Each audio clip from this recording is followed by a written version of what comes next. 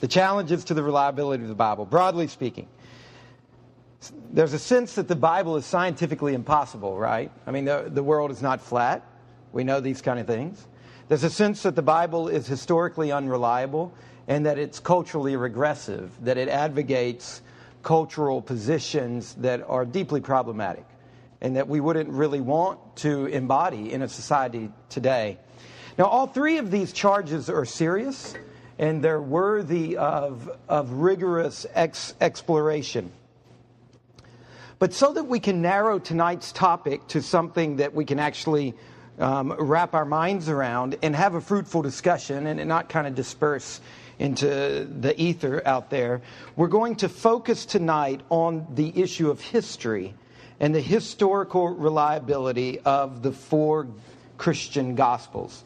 Now, the long-held view of Christianity, going back really to the beginnings of Christianity, is that the one and only living God, in fulfillment of his promises and as the climax of the story of Israel, accomplished his mission of opening the door to a restored cosmos through Jesus Christ. Now, furthermore, the long historical view of Christianity has been that Jesus, the earthly Jesus, as we can know him, is the Jesus as portrayed in the four Christian Gospels. Now, I'm not talking about the difficulties of the fact that these four accounts of Jesus differ to some degree. What I'm saying is that the Jesus of the church's faith through the centuries has been a Jesus found in the four Gospels. So the Christian faith has trusted these texts, and the Christian faith has trusted that in these texts you can actually encounter the real Jesus. So, a key issue for anyone who's trying to ask thoughtful questions about Christianity is, can we trust the Christian gospel manuscripts? I'm referring to the four books which are known by the names of Matthew, Mark, Luke, and John that are found in the New Testament portion of the Bible. Can we trust them? And when we began to ask these kind of questions, can we trust these documents? Oftentimes, the argument about the Gospels swirls around three issues. First, their content. Can we trust what they're saying, the content of what they're saying? Second, can we trust them on a purely kind of historical level with regard to the date of the manuscripts? Third, can we trust the accuracy of the manuscripts as we have them available? Because there are no existing original manuscripts. So can we actually trust that these manuscripts that do exist today are accurate copies of the originals? Now, for the remainder of my presentation, I'm going to take each of these arguments and briefly outline the argument against the reliability of Scripture, and then present evidence for the reliability of Scripture in each of these three categories. So first, is the content of the four Christian Gospels reliable? The argument against their reliability centers on the fact that the four New Testament Gospels, Matthew, Mark, Luke, and John, are only four among dozens of Gospels written at that same time period. Matthew, Mark, Luke, and John are not the only Gospels written. They're not the only accounts of the life of Christ written at that time. So why did these particular four make it into this thing the church calls the Bible? Now, the commonly held position against the church on this issue is that these particular four manuscripts, these particular Gospels, that they were put into the New Testament because they supported the vested interest of the church hierarchy. This is the idea that you get in Dan Brown and his writings, right? In the Da Vinci Code and these other books that he's written. It's the view that the only accounts of the life of Jesus that the church sanctioned were those that were supported and promoted the interest of the church. All the other accounts of the life of Jesus were discarded or suppressed or banned by the church's leaders in order to promote their own policies, to consolidate their power, to protect the status quo, and to guard their vested interest. So that's in very broad brushstrokes, not the evidence for the position, but that's the position. Now, here's the evidence, which is a bit unfair, but as a Christian who's kind of embodies the traditional line, I'm speaking, so I have the mic, so here we go. So here's the evidence that rejects that hypothesis. First of all, this kind of view of the gospel manuscripts is what I would call a Nietzschean view. It's the suspicion that there's really power games going on. So Nietzsche said very famously, truth is a mobile army of metaphors. That in the gospel, in the Gospels of the New Testament, what we really find are metaphors that are being marshaled to defend the church. Here's my problem with that. If that was the case, you would expect to see in many places in the Gospels Jesus taking sides in the debates the church was involved in. Right? If you're only going to pick the ones that support your argument, you're going to pick the ones where Jesus, the big hero of this whole story, is saying the stuff that you want him to say. So, for example, there was a huge conflict in the early church with regard to the whole issue of circumcision, because the early church was dominated by Jews. And if they had to go through the surgery, they wanted everybody else to go through the surgery, right? So you would expect to find in the Gospels Jesus weighing in on this issue because their whole national identity was at stake. And yet nowhere in any of the Christian Gospels does Jesus ever address this, the preeminent issue among the early leaders of the church, one of the preeminent issues. Now, why didn't that happen? Well, I would say that the most plausible reason that Jesus is silent on the issue is that the early church did not feel free to fabricate things and put words in the mouth of Jesus, words that he didn't utter. Or take the crucifixion. Why would the leaders of the early church have made up the story of the crucifixion? In their culture, a crucified person was clearly a criminal. And a power-protecting church leadership would not make up the account of Jesus being crucified, or of Jesus asking God to remove the cup, to take this away, begging God to do this. Or of Jesus, in the moment of his crucifixion, accusing God of abandoning him. Now, if a church is controlling the propaganda, why would they portray this Jesus in that way? Because it certainly put them in a negative position with regard to potential first century converts.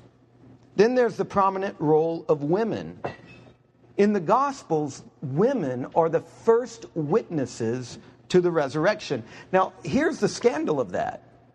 That's a society in which a woman's testimony wasn't even allowed in court. I mean, why would you put your eggs in that basket? I mean, that doesn't seem to indicate a highly propagandized, that doesn't seem to indicate deep manipulation with regard to the information flow. And then there's the issue of the apostles themselves. In the four Gospels, they are constantly depicted as lacking faith, petty. They repeatedly and miserably fail to get with the program. They're fearful. They're self-deceived, they're self-interested, they're self-protective. But the authorial point of view of the Gospels is critical of these guys. Now, these are the guys who become the heroes of the first church. I mean, this is Peter. We don't exactly see the church today holding Peter up for derision. Right? So why would they allow this kind of why would anyone in the church want to play up the terrible failures of their most prominent leaders? No one would have made up such a story. Not if you're interested in starting a thing that works. So ironically, it's the other Gospels that are not in the Bible that do all of the things I've just mentioned. It's the Gospel of Thomas. It's the Gnostic Gospels. It's these other Gospels that didn't make it in. These are the Gospels that suck up to the powers that be within the Roman culture at that time. But the Christian Gospels, the ones that make it in, these are the ones that continually offend the reigning Greco-Roman paradigm. Now, that's just not making sense if you're trying to manipulate the information flow. So that's the first argument against that I really gave unfair balance to, but it's the argument against the evidence for the reliability of the Gospels. Now, a second argument involves the dating of the Gospels. The hypothesis goes as follows. The Gospels were originally oral traditions. They were passed down through the years, and as they were passed down, they evolved. And finally, long after the events actually happened, they were written down. But the original Jesus, the Jesus before this evolution, was a mystic or a teacher or a social justice crusader, but he was not divine. This whole notion of Jesus claiming divinity is only located in legendary material. So the divinity of Jesus is the stuff of legend. But the fact is that there exists compelling evidence for the high probability, if not the undeniability, of the Gospels being written at a time when there were still numerous living eyewitnesses.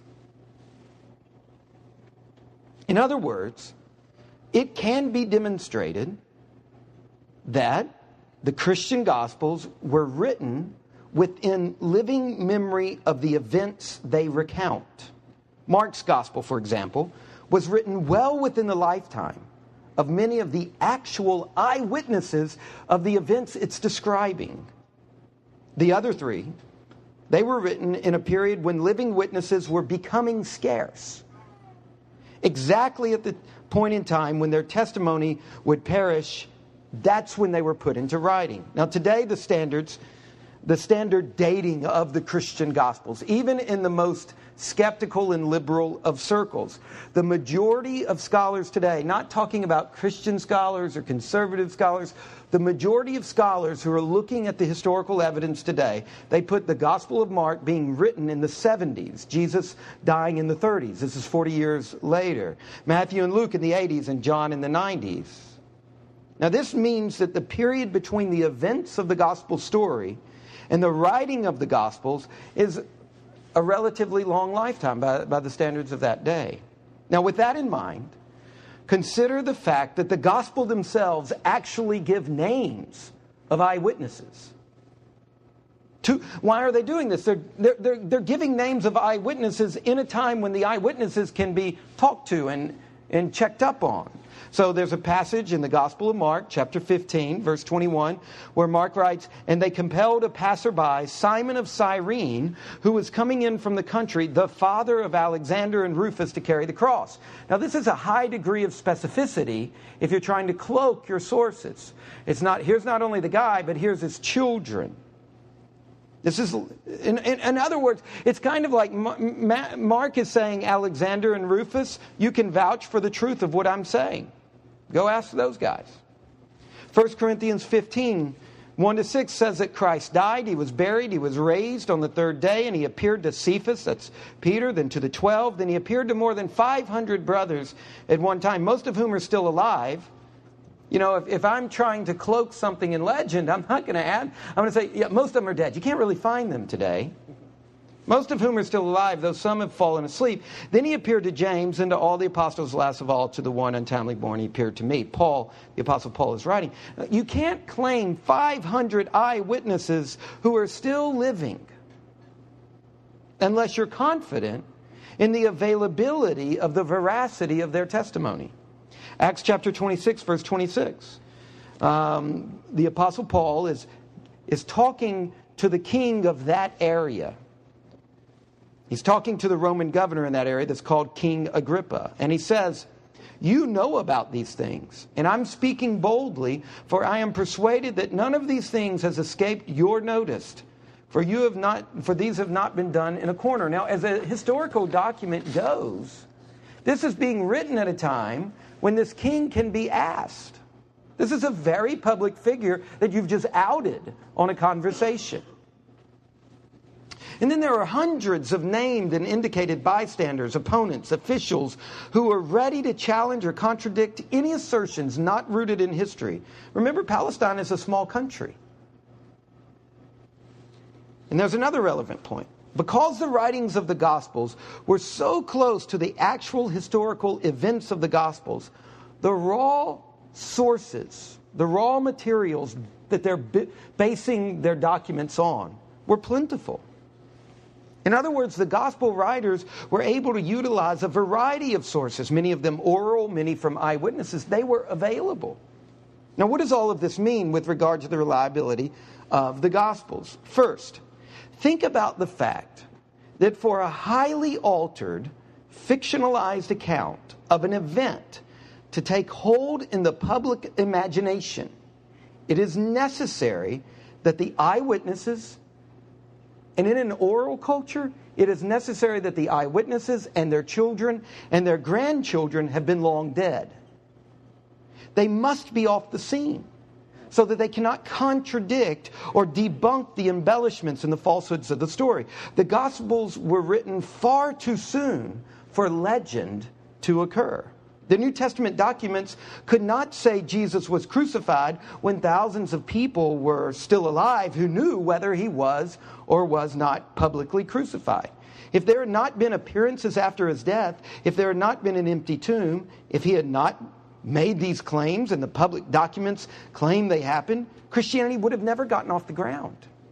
The hearers would have simply laughed at these accounts. Second, historians normally take very seriously biographies written within a generation or two of their subjects. So it's my contention that if the people claiming the four Christian Gospels are really the stuff of legend, if they assess the historical quality of the Christian Gospels with the kind of painstaking historical work they use for other historical documents, they would be far less skeptical. Now, the third and final argument against the reliability of the four Christian Gospels. Today's Bible is essentially a collection of books that are copies of copies of copies of copies of books, for whom we no longer possess the original autographed manuscripts. The original manuscripts crumbled to dust a long time ago. So an important question is, how can we be sure that today's versions are accurate copies? How can we be sure they weren't changed as they were copied down through the ages? Well, to be honest, the manuscript evidence for the New Testament as a whole, and for the Gospels specifically, is in a completely different league than our evidence for any other document from the ancient world.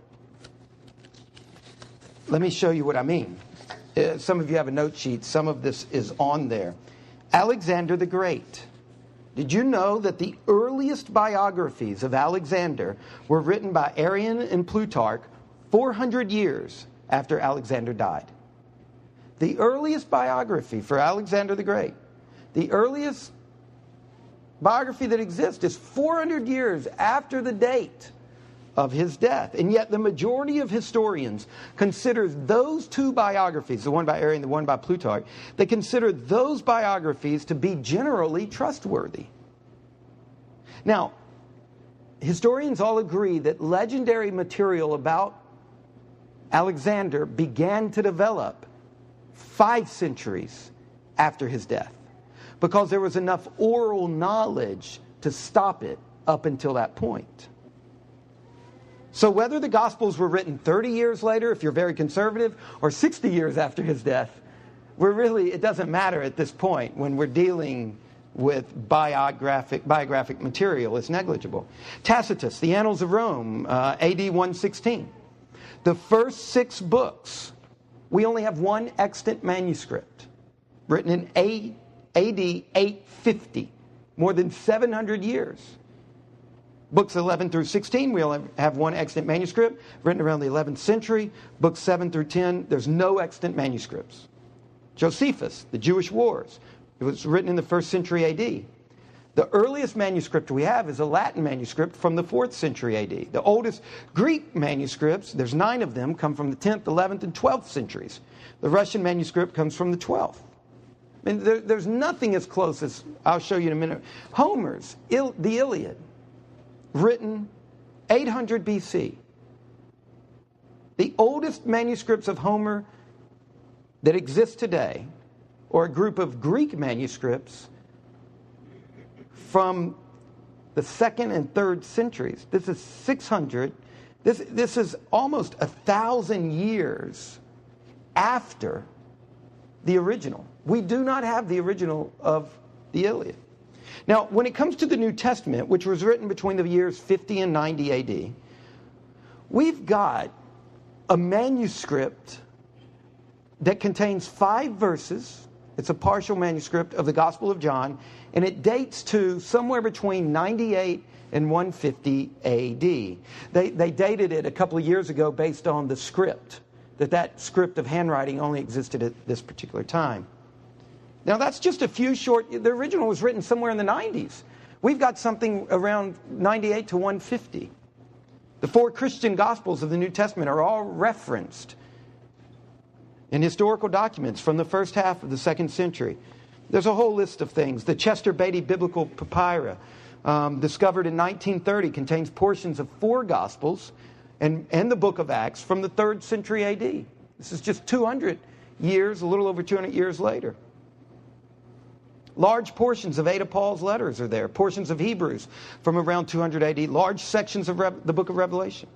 The Bodmer Papyrus contains 2/3 of John from 200 AD. Another papyrus contains portions of Luke and John from the 3rd century AD. And when you come forward just a few more centuries, there's an avalanche of manuscripts. There's 306 unsealed manuscripts. These are Greek manuscripts where it's all in capital letters that all go back to the 3rd century. There's a complete New Testament in 350 AD. In the 9th century, we have 2,856 manuscripts. All told, there are 24,000 biblical manuscripts. Nothing else in antiquity even comes close. There can be no reasonable doubt that the text of the New Testament has been reliably preserved. Sir Frederick Kenyon, former director of the British Museum, he put it this way: in no other case is the interval of time between the composition of a book and the date of the earliest manuscripts as short as it is for that of the New Testament when it comes to the books of antiquity.